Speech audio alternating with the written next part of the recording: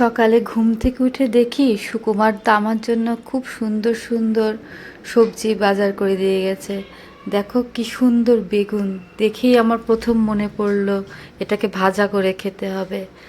আর দেখো কত বড় সাইজের ফুলকপি, আর এটা দেখে মনে হচ্ছে পকোড়া করে খেতে হবে।